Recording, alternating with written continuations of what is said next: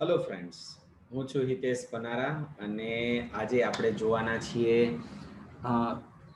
મેથેમેટિક્સનું Gujarat board દ્વારા રજૂ કરાયેલું નમૂનાનું પ્રશ્નપત્ર વર્ષ 2020-21 આ વર્ષ માટે સ્પેશિયલી એક અલગ પ્રકારની જ પેપર સ્ટાઇલ છે જે specially for this year. Okay, તો આપણે એના આજે એ સેક્શન સોલ્વ કરવાના છીએ. તો સ્ટાર્ટ કરીએ અને ઓકે ડન. દોસ્તો, તમને અત્યારે સ્ક્રીન પર એક પેપર અત્યારે દેખાઈ ગયું, રાઈટ? ડન.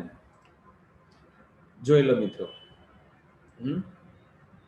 હા, ગુજરાત માધ્યમિક અને ઉચ્ચતર માધ્યમિક શિક્ષણ બોર્ડ ગાંધીનગર દ્વારા શૈક્ષણિક વર્ષ 2020-21 માટે ધોરણ 10 ગણિત વાર્ષિક પરીક્ષા માટેનું એક નમૂનાનું પ્રશ્નપત્ર અહીંયા રજૂ કરેલું છે, જે હું તમને સોલ્વ કરાવવાનો છું. આના માટે આપણને 3 કલાક મળશે સોલ્વ કરવા માટે અને કુલ ગુણ 80 છે. સૂચનાઓ તમે જોઈ શકો છો કે આ પ્રશ્નપત્રમાં કુલ 53 પ્રશ્નો છે, જે વિભાગ A, B, C, D માં વહેંચાયેલો છે. વિભાગની જમણી બાજુના અંક એટલે તેના ગુણ દર્શાવે છે. નવો વિભાગ નવા પાનાથી લખવાનું શરૂ કરવો. ઘણા બધા વિદ્યાર્થીઓને આવું વારંવાર કહેવું પડે છે, તમે ધ્યાન રાખશો. પ્રશ્નના જવાબ ક્રમમાં લખો.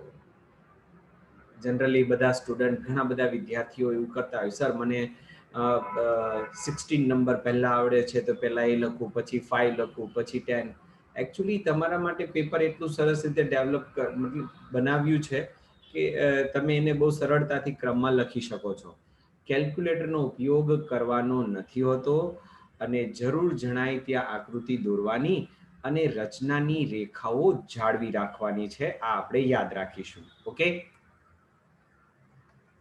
વિભાગ એ જમણી બાજુએ લખેલું છે 24, મતલબ એ વિભાગ 24 માર્ક્સનો છે. પ્રત્યેકનો 1 ગુણ છે. 1 થી 24 પ્રશ્નો છે, જેમાંનો પહેલા ભાગમાં એના એક પેટા વિભાગ તમે કહી શકો, જેની અંદર આપણને પહેલા પેટા વિભાગમાં 1 થી 4 ખરા ખોટા આપ્યા છે. હું તમને આની સાથે ખરા ખોટામાં એ જે તે પ્રશ્ન અને એની સાથે એને સંલગ્ન હોય એવા પ્રશ્નોની પણ આપણે ચર્ચા કરતા જઈશું. તો પહેલો અહીંયા સવાલ છે, 20 અને 30 નો ગુસા 1 છે. તો આપણે ચેક કરીએ બેટા. જુઓ, 20 એટલે તમારા માટે કહું 4 50 20, 2 નો વર્ગ ગુણ્યા 5. અને એવી જ રીતે 30, તો 30 એટલે 6 50 30, તો 2 ગુણ્યા 3 ગુણ્યા 5. સિમ્પલ. હવે બોલો ગુસા અ. તો બોલો ગુસા અ. આવો પ્રશ્ન આપણને ધારો કે પૂછ્યો હોય તો ગુરુત્તમ સામાન્ય અવયવ એટલે આપણને ખબર છે કે બંનેમાં જે સામાન્ય હોય ને તે જ લખવાનું. તો અહીંયા બોલો 2 નો 2 ઘાત છે, અહીંયા 2 નો 1 ઘાત છે, તો બંનેમાં સામાન્ય શું કહેવાય? 2 નો 1 ઘાત. અને અહીંયા 5 નો 1 ઘાત અને 5 નો 1 ઘાત એટલે કે 5. તો 2 50 10, મતલબ કે આપણો ગુરુત્તમ સામાન્ય અવયવ કેટલો બને છે? 10. પણ અહીંયા કેવું આપ્યું છે? 1.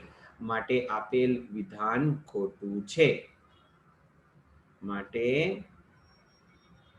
આપેલ વિધાન ખોટું છે અથવા તો અસત્ય છે. અચ્છા, ધારો કે પરીક્ષામાં આ જ પ્રશ્ન આવ્યો હોત અને ગુસા પૂછ્યો હોત તો 10 પ્રશ્ન તરીકે આવ્યો હોત તો 10 તમારે આ જ પદ્ધતિથી લખવાનું હોત. પરંતુ માનો કે લસા સવાલ પૂછ્યો હોત તો શું આપણે લખતે? તો લઘુત્તમ સામાન્ય અવયવ. તો વિદ્યાર્થી મિત્રો, હું તમને સમજાવવા માંગીશ કે લઘુત્તમ સામાન્ય અવયવ એટલે શું લખવાનું ખબર? તમને જે કંઈ પણ અવયવ, અવિભાજ્ય અવયવ દેખાય છે ને, એ અવિભાજ્ય અવયવ એક વખત લખી દો. પહેલા 2 ગુણ્યા 3 ગુણ્યા 5. હવે શું કરવાનું? એની મેક્સિમમ ઘાત લખી દો, વધુમાં વધુ ઘાતાંક એટલે તમારો જવાબ. વધુમાં વધુ ઘાતાંક. બોલો 2 નો વધુમાં વધુ ઘાતાંક કેટલો છે? તો કે 2. 3 નો 1, 5 નો 1, બસ આ આપણો જવાબ આવી ગયો. એટલે કે લઘુત્તમ સામાન્ય અવયવ તમારો થશે 3 50 15, 15 ચોક 60, 60. ઓકે, હું ફરીથી કહી રહ્યો છું કે આ વિડીયોની અંદર આપણે માત્ર પેપર નથી સોલ્વ કરવાના, જે સવાલો આપ્યા છે એને સંલગ્ન એની આજુબાજુમાં આવતા પ્રશ્નો પણ આપણે સોલ્વ કરતા જઈશું. ઓકે, આ પહેલો પ્રશ્ન હતો. હવે બીજો પ્રશ્ન, ત્રિઘાત બહુપદી p of x બરાબર x³ માઇનસ x ને વાસ્તવિક શૂન્યો 3 છે. તો આપણે શૂન્યો માટે x³ minus x equal to 0 લેતા, મતલબ p of x equal to 0 લેવાનું છે. બોલો બધામાંથી સામાન્ય શું આવશે? તો કે x બ્રેકેટમાં x² માઇનસ નોટ પ્લસ. હા દોસ્તો, જો ઉતાવળમાં થોડી ભૂલ ન થઈ જાય એની આપણે કાળજી રાખીશું. ઓ સોરી. Okay, eraser. હા, શું આવશે? x² માઇનસ 1, કેમ કે આપણે x ની એક ઘાત સામાન્ય લીધેલી છે. ઓકે, હવે તફાવતની રીતે તમે એના અવયવ લઈ લો. તો x માઇનસ 1 અને x પ્લસ 1 ઇક્વલ ટુ 0. બોલો આના અલગ અલગ 3 જવાબ લખી શકો તમે. x બરાબર 0, x minus 1 equal to 0, x plus 1 equal to 0. તો ફાઇનલી તમે શું લખશો? x equal to 0, x equal to 1 અને x ઇક્વલ ટુ માઇનસ 1. બોલો 3 જવાબ મળે જ છે વાસ્તવિક, અને 0, 1 અને -1 વાસ્તવિક સંખ્યા જ કહેવાય. માટે આપેલ વિધાન સત્ય છે. દોસ્તો, ધારો કે પરીક્ષામાં આ જ પ્રશ્ન આવ્યો હોત અને તમને એવો સવાલ પૂછવામાં આવ્યો હોય કે ભાઈ p of x equal to x³ plus x હોત તો શું કરતે તમે? તો આના વાસ્તવિક શૂન્ય 3 એવું લખ્યું હોત તો શું કહેવાય? તો એ ખોટું કહેવાય, કેમ કે p of x equal to તમે 0 લઈ લો. બોલો x³ plus x equal to 0 થઈ જાય. બરાબર. હવે આમાંથી તમે x ને કોમન કરો તો અહીંયા આવી જશે x² પ્લસ 1 ઇક્વલ ટુ 0. મતલબ x બરાબર 0 અને x² પ્લસ 1 બરાબર 0, જે નો ઉકેલ શક્ય નથી, અથવા તો x² ઇક્વલ ટુ -1 શક્ય નથી. તો એક જ ઉકેલ મળે આપણને.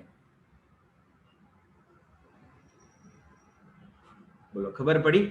તો x³ માઇનસ x હોય તો 3 વાસ્તવિક શૂન્ય મળશે, અને જો x³ પ્લસ x આપ્યું હોત તો એક જ વાસ્તવિક શૂન્ય મળ્યો હોત. ત્રીજો પ્રશ્ન છે px -2 કૌંસમાં y -1 દ્વિચલ સુરેખ સમીકરણ નથી એમ કીધું છે. અરે દોસ્તો, ઓલરેડી તમને દેખાય જ છે, જોઈ લો. x પણ એક ચલ છે, y પણ એક ચલ છે, તો એ દ્વિચલ સુરેખ સમીકરણ છે જ. બરાબર. તો હવે આને કદાચ આના માટે એક સવાલ હું તમને કહું કે આપણે સ્ટાન્ડર્ડ ફોર્મ એટલે કે પ્રમાણિત સ્વરૂપ પૂછી શકાય. ચલો જો આ બે નો અંદર ગુણાકાર કરો તો 2y -2 બધું એક તરફ લઈ લો તમે, બધું જ એક તરફ લઈ લો તો શું આવશે? બોલો +2y આ બાજુ આવે તો -2y, -2 આ તરફ આવે તો +2. સિમ્પલ. 5x - 2y + 2 બરાબર 0, જે દ્વિચલ સુરેખ સમીકરણ છે. પણ ઉપર વિધાનમાં શું આપ્યું છે? દ્વિચલ સુરેખ સમીકરણ નથી. માટે આપેલ વિધાન ખોટું છે. આપેલ વિધાન ખોટું છે. અને આ જે તમને આપ્યું છે એને શું કહેવાય? 5x - 2y + 2 બરાબર 0, જે પ્રમાણિત સ્વરૂપ દર્શાવે છે. પ્રમાણિત સ્વરૂપ દર્શાવે છે. ઓકે, તો આ ત્રીજું હતું. અને આ ચોથું ખરું ખોટું આપણી પાસે આપ્યું છે દ્વિઘાત સમીકરણ ax² + bx + c બરાબર 0 વેર a નોટ 0, મતલબ x નો વર્ગ છે ને એનો સહગુણક શૂન્ય નથી, એન્ડ a b c વાસ્તવિક સંખ્યાઓ છે. તો એનો વિવેચકનું સૂત્ર બી સ્ક્વેર વિવેચક મતલબ ડી બરાબર બી સ્ક્વેર પ્લસ 4ac લખ્યું છે દોસ્તો. D is equal to B square okay plus 4ac. આ વિધાન ખોટું છે.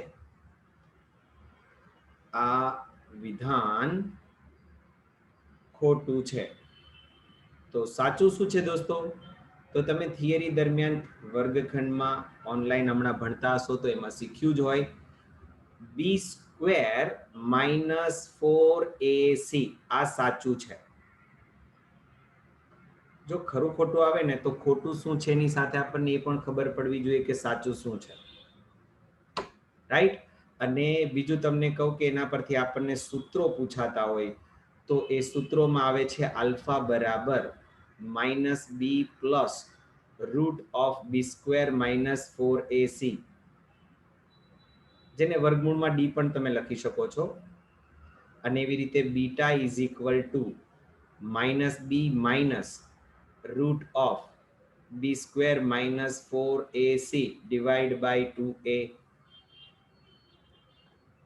ઓકે, તો આ ખરા ખોટા પૂરા થયા અને હવે શરૂ થાય છે 5 થી 10 પ્રશ્ન છે ખાલી જગ્યા પૂરો. રાઈટ. અને એમાં પણ બોલો કેટલું સરળ બનાવી આપ્યું છે. જુઓ, તમને કૌંસમાં 3 વિકલ્પ પણ આપી દીધા છે. અને મેં હમણાં શરૂઆતમાં તમને કીધું હતું, યાદ આવ્યું? હા, ગુસા બરાબર. અને એની સાથે લસા. તો અહીંયા કદાચ લસા શબ્દ આવી ગયો તો પણ ચાલતે, કેમ કે એક ગુસાનો દાખલો તો આવી ગયો હતો. ચલો કઈ નહીં, 122 છે ભાઈ. તો 122, અગર કોઈ મારા વાલા વિદ્યાર્થી મિત્રોને સમજણ નહીં પડતી હોય તો 122 છે ને, તો એને આપણે સ્ટાન્ડર્ડ 8માં જેવી રીતે ભણતા હતા ને એવી રીતે અવયવ પાડવાના. હે 6 દુ 12, 2 એકા 2. હવે આના અવયવ નથી આવડતા, કોઈ પ્રોબ્લેમ નહીં. ચાલો 61 એકા 61 એવું લખી દઉં છું. અને 20 ના અવયવ તો આપણને આવડતા જ હોય, આપણે અગાઉ લખ્યા જ છે. 4 50 20, પણ એમ છતાં પણ તમને બતાવી દઉં છું. આ રીતે તમે અવયવ પાડી શકો છો કોઈ મોટો નંબર આવ્યો હોય તો. બરાબર, બોલો કેટલું સરળ છે. અને હવે તમે એના અવિભાજ્ય અવયવ લખો તો 122 બરાબર 2 ગુણ્યા 61 અને 20 બરાબર 2 નો વર્ગ ગુણ્યા 5. રાઈટ.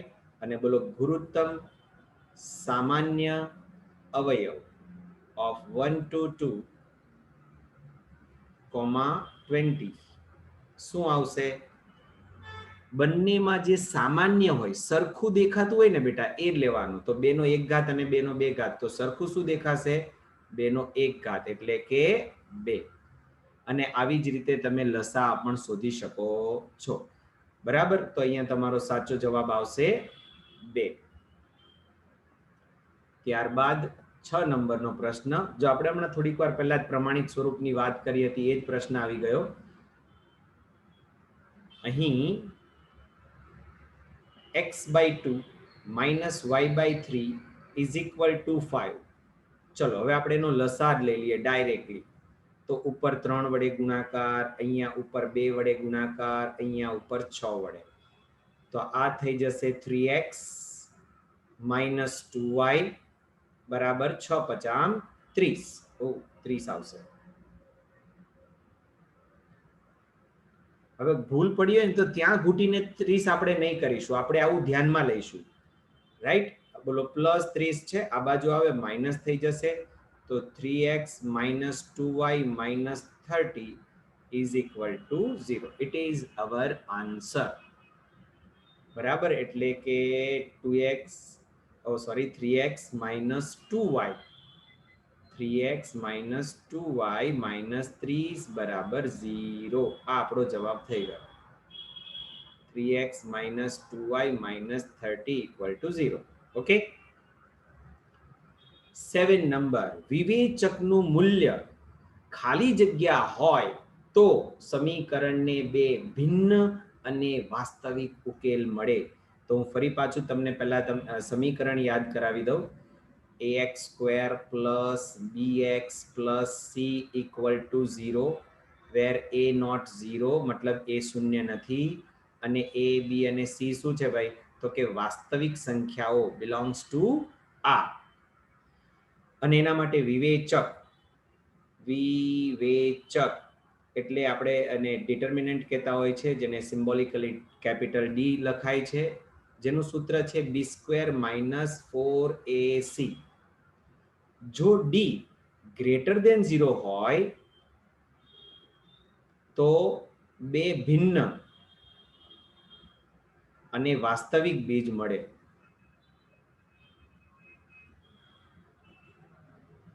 સિમ્પલ છે ને. અને અગર જો ડી ઇક્વલ 0 હોય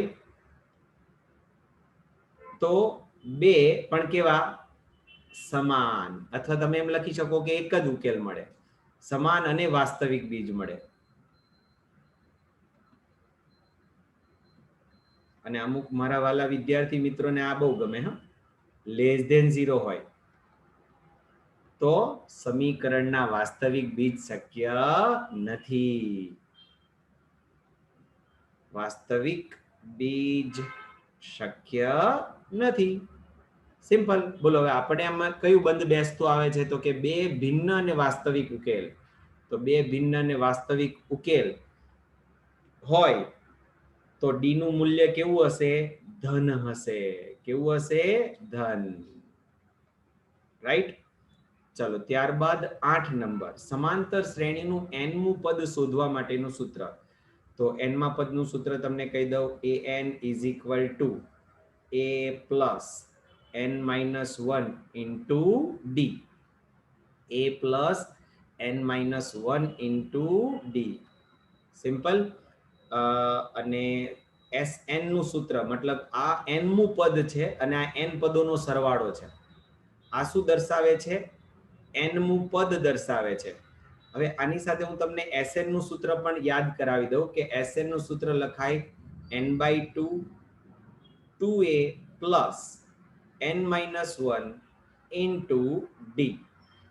રાઈટ. અથવા તો તમે આમ પણ લખી શકો છો n/2 a પ્લસ an. તો આ બંને જે છે ને તે n પદોનો સરવાળો દર્શાવે છે. શું દર્શાવે છે? n પદોનો સરવાળો. જો બંને સૂત્ર એટલા માટે પૂછ્યા, મેં શીખવ્યા છે હમણાં, કે ભાઈ પહેલું સૂત્ર છે એ આ નમૂનાના પ્રશ્નપત્રમાં છે. મે બી પોસિબલ કે જે એકચ્યુઅલ બોર્ડની એક્ઝામ આવે એમાં સમાંતર શ્રેણીના n મું પદ શોધવાનું સૂત્ર એની જગ્યાએ n પદોના સરવાળાનું સૂત્ર, એવું ઓબ્જેક્ટિવ, મતલબ 1 માર્ક્સમાં તો આવી શકે કંઈ પણ. 9 નંબર, બધા ખાલી જગ્યા ત્રિકોણ સમરૂપ છે. કેવા ત્રિકોણ? સમરૂપ ત્રિકોણ કહેવાય. સમરૂપ મતલબ એક સરખા દેખાવા જોઈએ. બરાબર. હવે લઘુકોણ ત્રિકોણ તો અલગ અલગ પ્રકારના દેખાય, એંગલ સરખા સેટ નહીં કરી શકો. જ્યારે સમબાજુ ત્રિકોણ હોય ને બેટા, બરાબર, એ આકાર નાનો મોટો હોય પણ દેખાય એક સરખા, લાઈક ધીસ. ઓકે. તો સમબાજુ ત્રિકોણ એનો સાચો જવાબ થશે કે સમબાજુ ત્રિકોણ સમરૂપ કહેવાય. અચ્છા, કહેવાય. હા. અચ્છા, એક બીજો સવાલ તમને કહું કે ખાલી સમરૂપ આકૃતિનું કે એક બીજું ઉદાહરણ તમારે લખવું હોય તો શું લખી શકો? તો કે એક જ સમતલમાં આવેલા વર્તુળ. બોલો, આ એક વર્તુળ લઈ લો અને આ બીજું વર્તુળ લઈ લો, તો આને પણ તમે સમરૂપ આકૃતિ કહી શકો.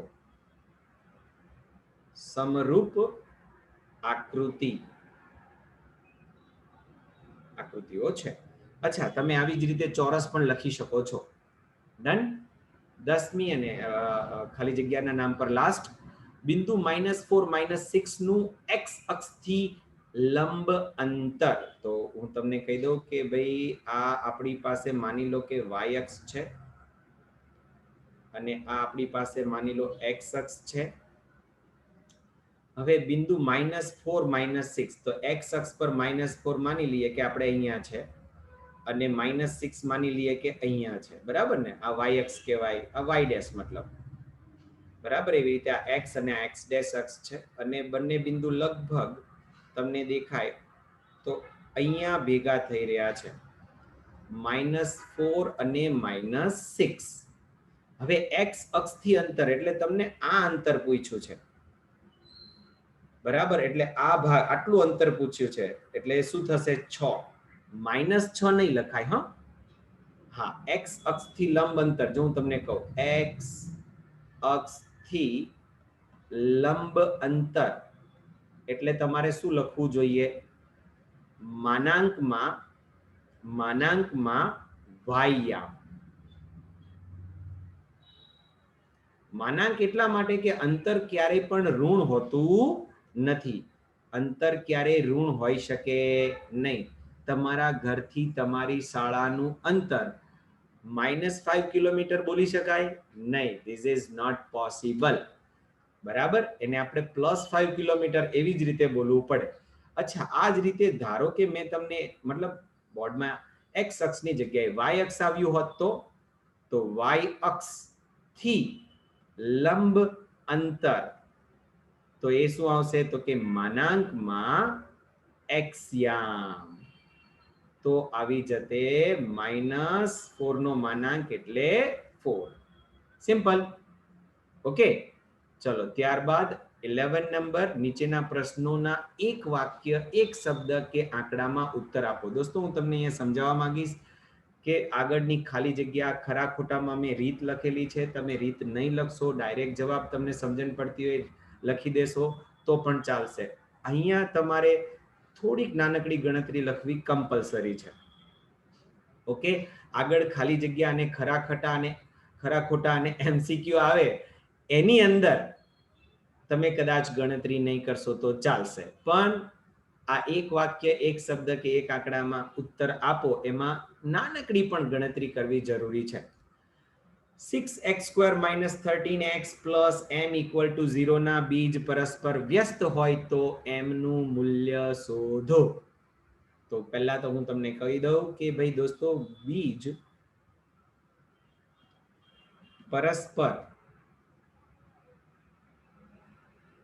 વ્યસ્ત હોય તો યાદ રાખવાનું છે a = c.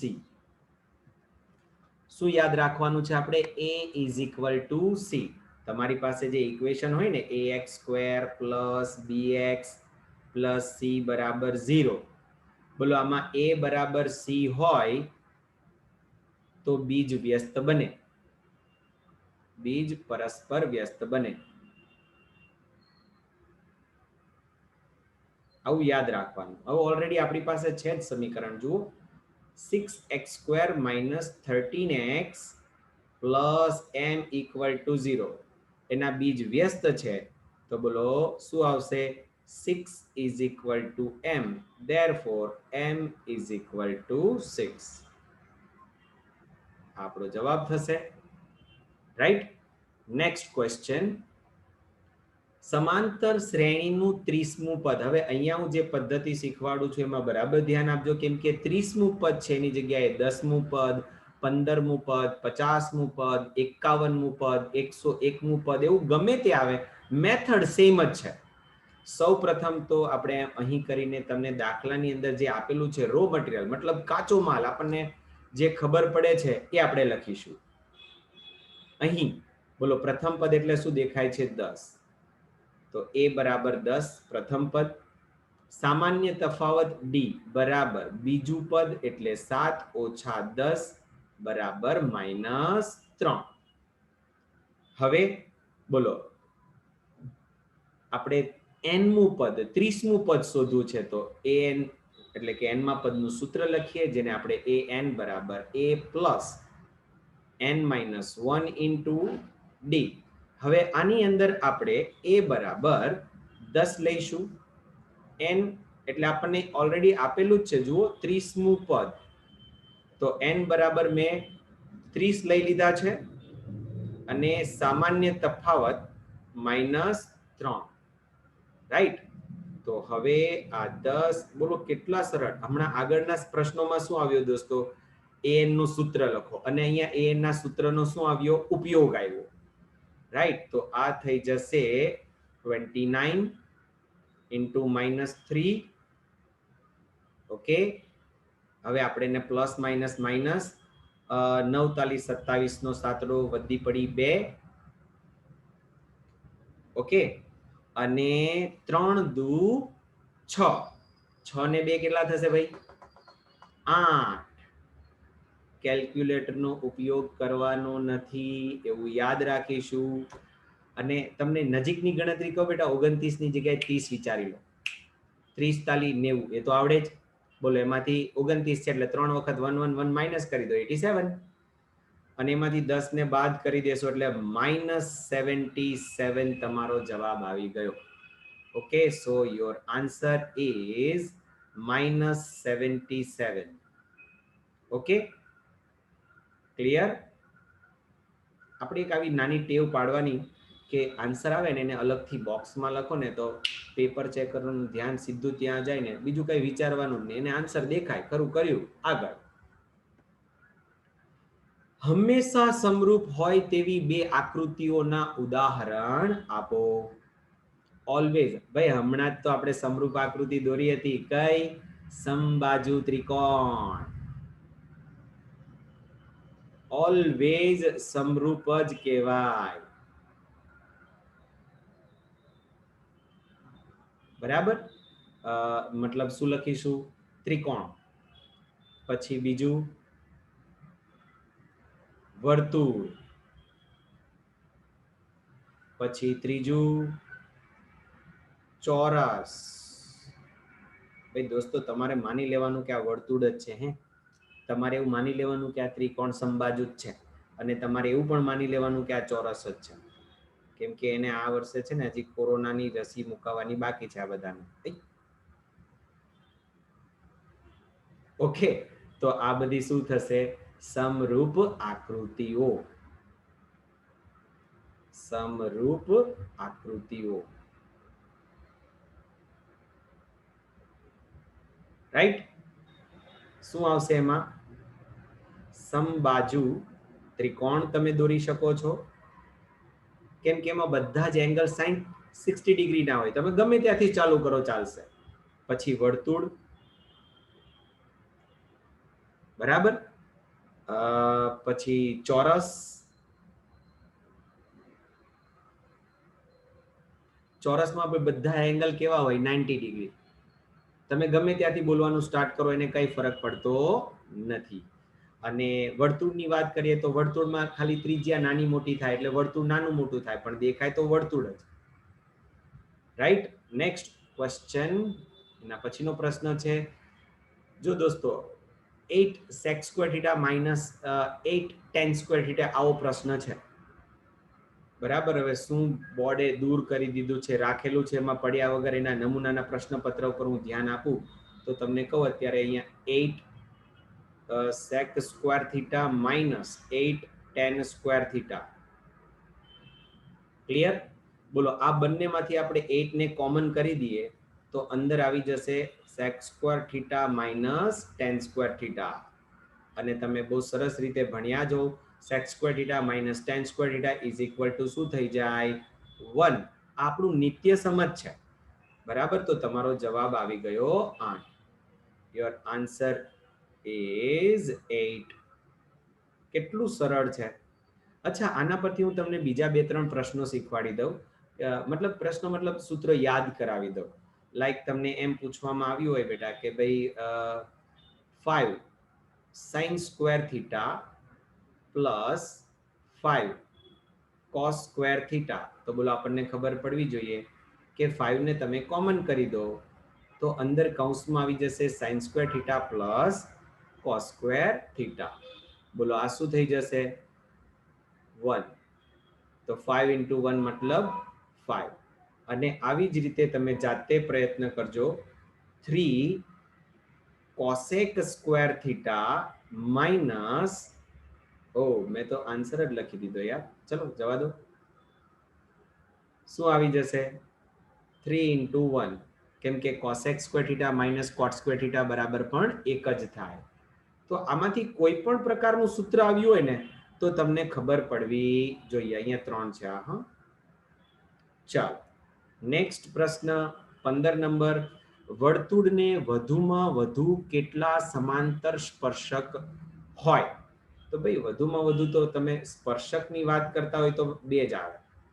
ફોર એક્ઝામ્પલ, જો મેં અહીંયા એક સ્પર્શક ડ્રો કર્યો હોય, બરાબર, અને એવી જ રીતે એક સ્પર્શક હું અહીંયા ડ્રો કરું. હા, તો હવે ત્રીજો કોઈ સ્પર્શક તમે દોરી નહીં શકો. તમે આમ અંદર દોરશો તો છેદિકા થઈ જશે, બહાર દોરશો તો એ સ્પર્શક નહીં કહેવાય. તો વધુમાં વધુ કેટલા સમાંતર સ્પર્શક મળે? 2. તો વ્યવસ્થિત રીતે આન્સર લખો કે વર્તુળને વધુમાં વધુ 2 સમાંતર સ્પર્શક હોય છે, અને માત્ર સ્પર્શકો પૂછ્યા હોય, સમાંતર શબ્દનો ઉપયોગ ન કર્યો હોય, તો તમારો જવાબ શું થાય? આ આપણો એકચ્યુઅલ આન્સર છે, બરાબર. આ એક્સ્ટ્રા આન્સર તમને કહું તો વર્તુળને અસંખ્ય સ્પર્શક હોય, અસંખ્ય, અથવા હા, અસંખ્ય જ સાચો શબ્દ રહેશે, અસંખ્ય સ્પર્શકો હોય છે.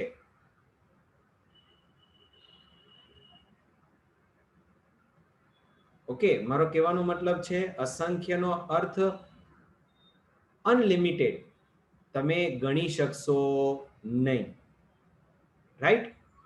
હા, અનંત શબ્દ યોગ્ય નહીં રહેશે. અનંત એટલે લંબાઈ દર્શાવે એવું થઈ જશે, એટલે અસંખ્ય વધારે યોગ્ય શબ્દ છે. હા, જેમાં 2 અંત્ય બિંદુઓ તેની અનુરૂપ જીવામાં સંપાતી હોય છે, એવી છેદિકાનો વિશિષ્ટ કિસ્સો એટલે શું? જો વાક્ય અને શબ્દને બરાબર સમજજો બેટા. આ એક વર્તુળ છે, એના બંને અંત્ય બિંદુઓ તેની અનુરૂપ જીવામાં સંપાતી હોય, મતલબ કે એની જીવા છે ને, આ જીવા નથી લેવાની. જો આમાં તો બહુ બધા બિંદુઓ થઈ ગયા. જીવા કેવી? 2 જ બિંદુની બનેલી હોય ને એ પણ સંપાતી. સંપાતીનો મતલબ થશે એકની ઉપર એક બિંદુ આવી ગયું છે. તો એવી છેદિકાને તમે શું કહેશો? જો અહીંયા નામ જીવા આવી ગયું, છેદિકા પણ આવી ગયું, અહીંયા આ એક અને એક બંને બિંદુ એક જ જગ્યાએ હોય, તો એવી છેદિકાને શું કહેશો? તો એને કહેવાય સ્પર્શક, બરાબર. એટલે આપણે ત્યાં પણ વ્યવસ્થિત રીતે આન્સર એમ કરીને લખવાનું કે જેમાં 2 અંત્ય બિંદુઓ તેની અનુરૂપ જીવામાં સંપાતી હોય. સંપાતી એટલે હું ફરી પાછું યાદ કરાવું, એકની ઉપર એક બિંદુ હોય, એવી છેદિકાને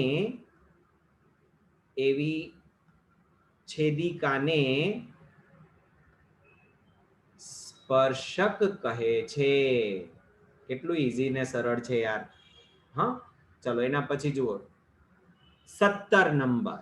નીચેના પ્રત્યેક વિધાન સાચું બને તે રીતે યોગ્ય વિકલ્પ પસંદ કરી ઉત્તર આપો. હવે આમાં યોગ્ય વિકલ્પ પસંદ કરવાનો છે, એટલે ગણતરી મહત્વની નથી, મતલબ ગણતરી નહીં લખો તો ચાલશે, બરાબર. હવે બોલો 17 નંબરમાં 1 - 10 સ્ક્વેર 45 છે, તો 1 - 1 સ્ક્વેર. તો કે સર 1 સ્ક્વેર ક્યાંથી લાવ્યા? અરે માય ડિયર સ્ટુડન્ટ, 10 45 યાદ કરો, NOTE નોટ. શું? તો કે ભાઈ 10 45 ની વેલ્યુ કેટલી આવશે? 1. સિમ્પલ. બોલો, તો 1 સ્ક્વેર એટલે 1 જ કહેવાય બેટા, અને 1 - 1 મતલબ 0. તો 0 બાય ગમે એટલા હોય, 2 4 5, આન્સર શું આવશે? 0. સિમ્પલ. ઓકે, ચલો ત્યારબાદ 18 નંબર. આર ત્રિજ્યા વાળા વર્તુળ, જો ત્રિજ્યા આપણને આર આપેલી છે, જેમાં ખબર પડતી હોય ને જેટલી ખબર પડે એટલી લખી દેવાની. વૃતાંશનો ખૂણો એટલે કે ખૂણો થીટા પણ આપણને આપ્યો છે p ડિગ્રી, તો વૃતાંશનું ક્ષેત્રફળ. ઓકે, તો આ થયું વૃતાંશનું ક્ષેત્રફળ. તો આપણે જનરલી શું શીખ્યા છીએ, theta by 360 into pi R square, બરાબર. તો થીટા બાય, હવે આપણે ચેક કરવું પડશે ભાઈ, થીટા બાય 360 ડિગ્રી. હા, મને આ બી ફોર બોમ્બે લાગી રહ્યું છે, દેખાય તમને?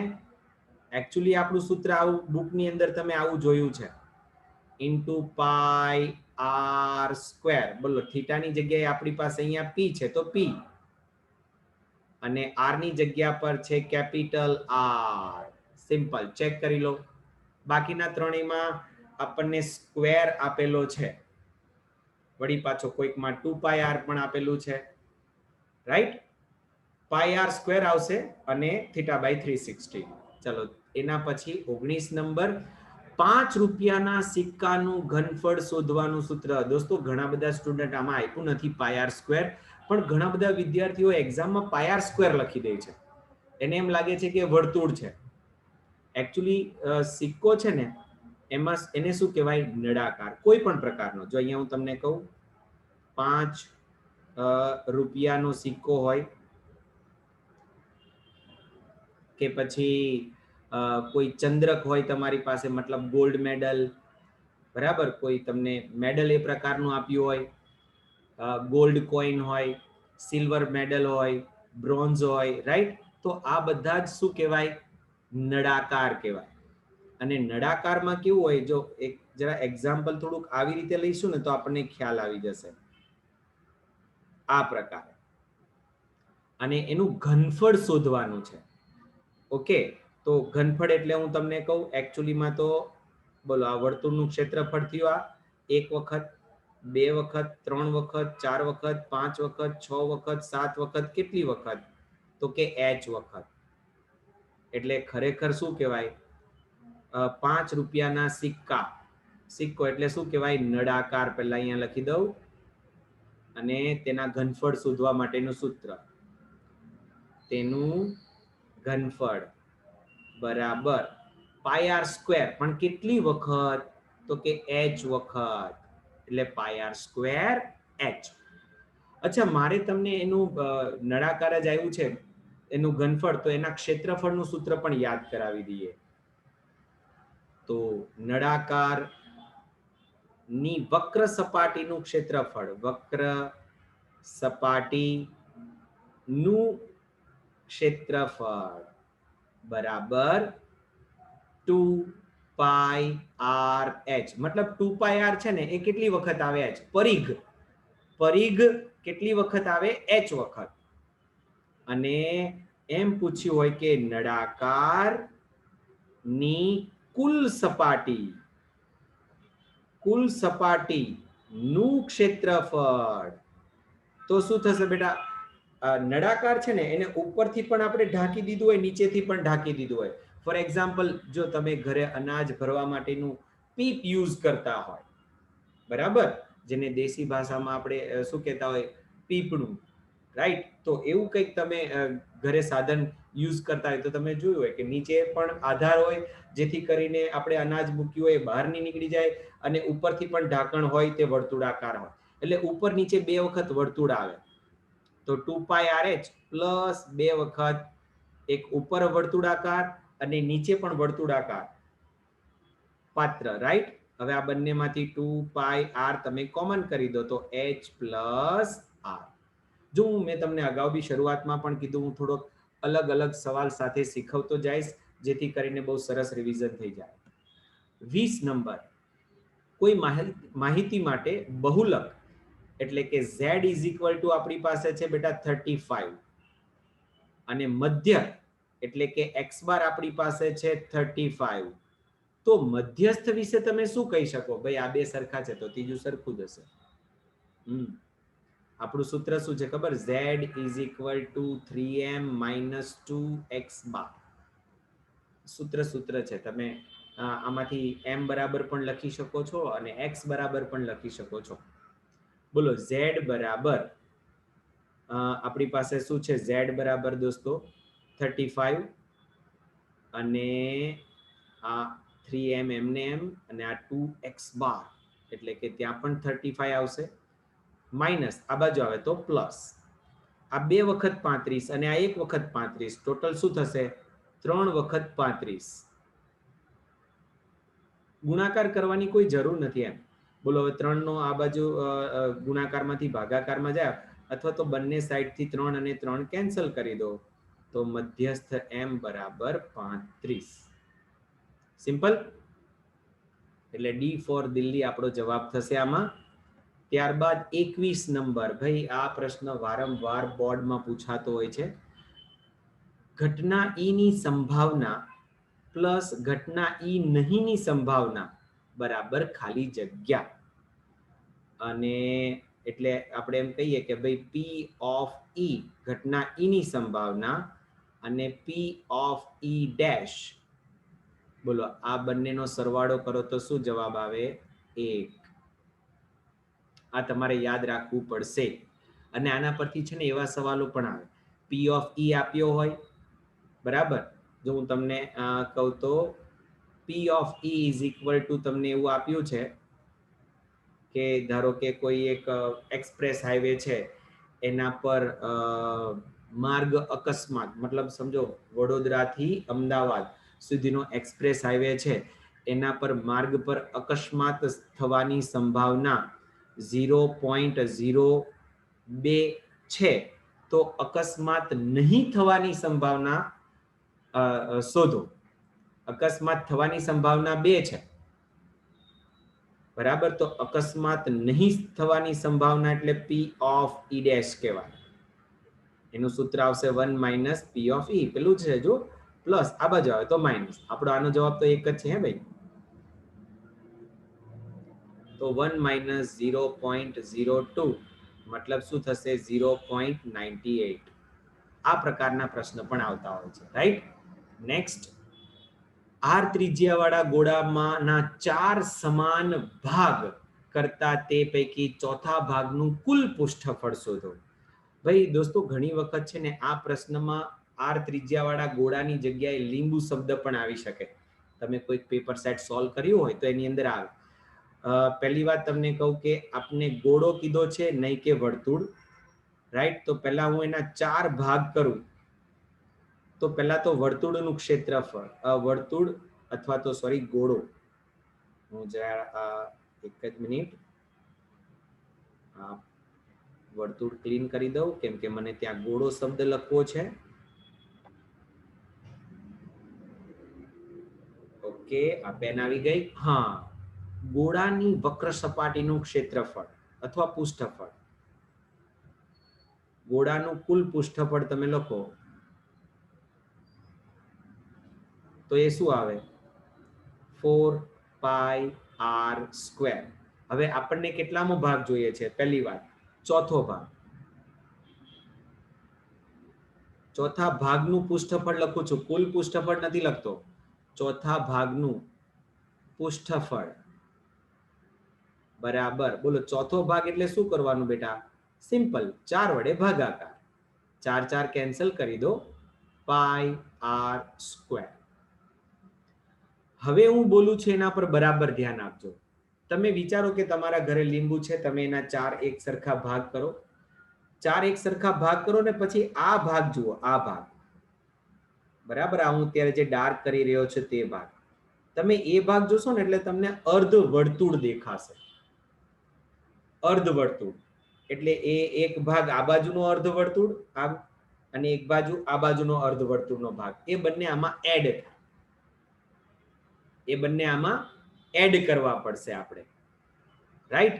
એટલે માંગેલ પૃષ્ઠફળ અથવા તો એમ કહું કે ભાઈ ગોળાના 4 સમાન ભાગ કરતા તે પૈકી ચોથા ભાગનું પૃષ્ઠફળ, જેને હું અત્યારે લખું છું માંગેલ પૃષ્ઠફળ, માંગેલ પૃષ્ઠફળ બરાબર πr² તો ખરું જ, વત્તા 2 વખત અર્ધ વર્તુળનું ક્ષેત્રફળ. અર્ધ વર્તુળનું ક્ષેત્રફળ. હવે વર્તુળનું ક્ષેત્રફળ તો તમને ખબર જ છે, પાઈ આર સ્ક્વેર આવે, બરાબર. હવે એને અડધું કરવાનું, તો pi R square divide by 2, right. તો આ એક અને આ એક બંને 2 અને 2 કટ થઈ ગયા, બરાબર. એટલે આ થઈ જશે pi R square plus pi R square is equal to 2 pi R square. Okay, આખો ગોળો હતો 4 પાઈ આર સ્ક્વેર થયું, એમાંથી આપણે અડધો ગોળો કર્યો. ઓકે, એટલે આપણું 2 pi R square right answer થઈ જશે. Clear? Pi R square by 2 plus pi R square by 2 થશે, એટલે પાઈ આર સ્ક્વેર થઈ જાય, અને એક વત્તા આ ચોથો ભાગ લીધો એટલે 4 વડે ભાગાકાર કર્યો હતો, એટલે એક એ પાઈ આર સ્ક્વેર, ટોટલ મળીને 2 પાઈ આર સ્ક્વેર આપણો જવાબ થશે. ત્યારબાદ છેલ્લા એ વિભાગના બે પ્રશ્નો છે, જેમાં જોડકા જોડો આપ્યું છે. 4 4 4 એ સમાંતર શ્રેણી છે. તો ભાઈ સમાંતર શ્રેણીમાં હોવા માટેનું મુખ્ય શરત શું છે? તો કે સામાન્ય તફાવત સમાન હોવો જોઈએ. તો બોલો, સામાન્ય તફાવત એટલે કે તફાવત એટલે શું આવશે? તો કે ભાઈ બીજું પદ માઇનસ પહેલું પદ. શું આવે છે? તો કે સર 0. ત્રીજું પદ માઇનસ બીજું પદ, એ પણ શું આવે છે? 0. બધું 0 જ આવે છે, મતલબ કે એ સમાંતર શ્રેણી દર્શાવે છે. ઓકે, ચલો, તો સમાંતર શ્રેણી છે એટલે આપણે જોડકા જોડવાના હોય તો વ્યવસ્થિત રીતે લખવું પડશે. તમે જ્યારે સપ્લિમેન્ટરીમાં લખો ત્યારે 23, બોલો એમાં એકની સાથે તમારે શું જોડવાનું છે? બી. એટલે કે 4 4 4 સમાંતર શ્રેણી છે. આવો પ્રશ્ન હતો, જેનો જવાબ આપણે શું લખ્યો છે? હા. અને એ વિભાગનો 24મો અને છેલ્લો પ્રશ્ન છે, જેમાં આપણને આપ્યું છે વર્ગીકૃત માહિતીનો બહુલક. વર્ગીકૃત માહિતીનો બહુલક એટલે કે ઝેડ બરાબર શું લખાય? હમણાં જ આપણે થોડીક વાર પહેલા લખ્યું હતું 3m - 2x બાર, એટલે કે બહુલક બરાબર 3 વખત મધ્યસ્થ, અને એમાંથી 2 વખત તમારે મધ્યક ને બાદ કરવાનું છે. બરાબર, આ એનું સાચું સૂત્ર થાય, જે તમને આપેલું છે અહીંયા એ. તો આપણો 24નો સાચો જવાબ શું થશે? એકની સાથે આપણે કોને જોડીશું? તો કે એ ને. એટલે કે બહુલક બરાબર શું આવે? 3 વખત મધ્યસ્થ માંથી 2 વખત મધ્યકને બાદ કરવો. ઓકે દોસ્તો, તો અહીંયા આપણું એ સેક્શન પૂરો થાય છે, અને આગળ જતા આપણે હવે બી અને સી વિભાગનું પણ સોલ્યુશનની આ જ પ્રકારનો વિડીયો બનાવીશું. આઈ હોપ સો કે તમને આમાંથી બહુ બધું શીખવા મળશે, અને ઘણું બધું તમે નવું પણ જાણશો. આપણા આની પછીનો જે વિડીયો હશે વિભાગ બી, સી અને ડી, તો એમાં વિસ્તૃત પ્રશ્નો હશે, એટલે એમાં એના જેવા બીજા પ્રશ્નોની ચર્ચા કર્યા વગર મુખ્ય પ્રશ્નો પર આપણે ચર્ચા કરીશું. ઓકે દોસ્તો, થેન્ક યુ. જય Shri Krishna, and enjoy your education. Your શું કહેવાય કે ભાઈ તમે તમારું એક ધ્યેય નક્કી કરો, અને એના પર પેલું સ્વામી વિવેકાનંદ કહે ને, જ્યાં સુધી એ પ્રાપ્ત નહીં થાય ત્યાં સુધી શાંતિથી બેસશો નહીં. Thank you, bye bye, Tata. Okay.